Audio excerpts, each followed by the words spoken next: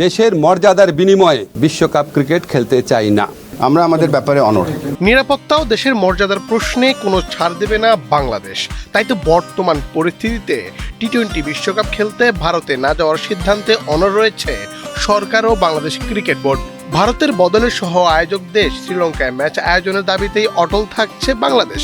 অন্যথায় বিশ্বকাপ খেলতে ভারত যাবে না লিটনের দল। মঙ্গলবার মধ্যরাতে ক্রিকেট ওয়েবসাইট ESPN ক্রিকইনফো এক প্রতিবেদনে দাবি করে বিসিবির আবেদন নাকচ করে আইসিসি নির্দেশ দেয় বিশ্বকাপ খেলতে হলে ভারতে যেতে হবে, অন্যথায় বিপক্ষ দলকে জয়ী ঘোষণা করা হবে। তবে বুধবার আইসিসি থেকে বাংলাদেশ দলের পূর্ণাঙ্গ নির্বিঘ্ন অংশগ্রহণ নিশ্চিতের অঙ্গীকার পুনর্ব্যক্ত করার পাশাপাশি বিসিবির শঙ্কা সমাধানে নিবিড়ভাবে কাজ করার আগ্রহ জানিয়েছে আইসিসি। পদ্মা সেতু, মেট্রো রেল এবং এলিভেটেড এক্সপ্রেসওয়ে নির্মাণের গর্বিত অংশীদার বসুন্ধরা সিমেন্ট। টি-20 বিশ্বকাপ খেলতে বাংলাদেশ শেষ পর্যন্ত ভারতে যাবে কিনা এ বিষয়ে যুব ক্রীড়া উপদেষ্টার সঙ্গে মিটিং করেন বিসিবি সভাপতি ও সহসভাপতি ও কয়েকজন পরিচালক। মিটিংয়ের পর ক্রীড়া উপদেষ্টা সাফ জানিয়ে দেন ভারতকে এই মুহূর্তে সেফ মনে করছেন না বাংলাদেশ এবং দেশের মর্যাদা বিসর্জন দিয়ে তারা বিশ্বকাপে খেলতে যাবে না।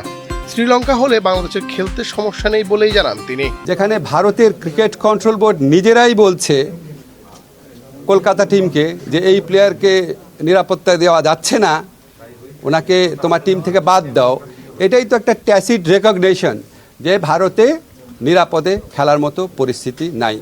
আমরা ভারতের যে বিগার পিকচার আছে সাম্প্রদায়িক পরিস্থিতি সেটা নিয়ে কিছু বলতে চাচ্ছি না, কিন্তু আমাদের ক্রিকেটারদের নিরাপত্তা, বাংলাদেশের নিরাপত্তা, বাংলাদেশের মর্যাদা, এটার প্রশ্নে আমরা কোনো আপোষ করব না।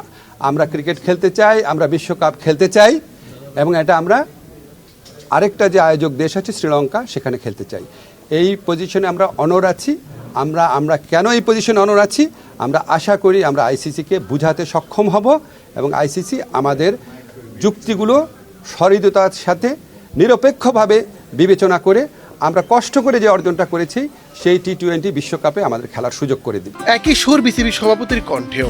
তিনি শুধুই ক্রিকেটার নয়, দেশের সমর্থকদের নিয়েও ভাবছেন যারা আসলে খেলা দেখতে যাবে ভারতে, তাদের নিরাপত্তা নিয়েও কথা বলছেন এদিন। আপনারা শুনেছেন যে আমরা আইসিসিকে প্রথমে লিখেছিলাম যে how important is security and safety. আমাদের স্কোপ আছে হচ্ছে খেলোয়াড়দের দেখা, কিন্তু খেলোয়াড়ের বাইরে যে বড় একটা জনগোষ্ঠী আছে, আমাদের সাংবাদিকরা আছেন, আমাদের ক্রিকেট স্পন্সররা আছেন, আমাদের ক্রিকেটের লাভাররা আছেন, অনেক খেলা দেখতে যাবে, সমস্ত সিকিউরিটি তো ক্রিকেট বোর্ডের পক্ষে দেওয়া বা জিজ্ঞেস করা সম্ভব নয়। এই জন্য আমরা সরকারের নির্দেশনা নিচ্ছি, কারণ আপনারা জানেন যে আমাদের যে কোনো বিদেশ ট্রিপে যাওয়ার সময় আমাদের গভর্নমেন্ট অর্ডার লাগে। তো সেই অর্ডারটার পজিশনটা আমরা জানতে এসেছিলাম, আমরা জেনে গিয়েছি যে আমরা সকলে একসাথে এই যে সেফটি এবং সিকিউরিটি যদি ইমপ্রুভ না করে আমরা এই বিশ্বকাপে আমরা ফাইট করে যাব ফর আওয়ার রাইটস।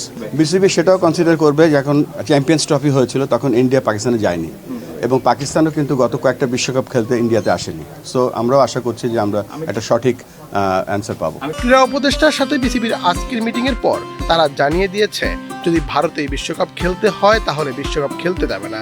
দেশের মর্যাদা ক্ষুণ্ণ করে তারা আসলে ভারতে যেতে রাজি নয়। এর পিছনে রয়েছে যথেষ্ট যুক্তিও। মূলত মুস্তাফিজকে নিরাপত্তা দিতে না পারা ভারত কিভাবে বাংলাদেশের ক্রিকেটার, ম্যানেজমেন্ট, সাংবাদিক ও সমর্থকদের নিরাপত্তা দিবে? এই ঘটনা এখানেই শেষ হচ্ছে না, এই জল গড়াবে আরও অনেক দূর। দেখার বিষয় কোথায় গিয়ে থাকে এই অবস্থা। মুন্নাচন্দ্র দাস, বাংলাদেশ প্রতিদিন।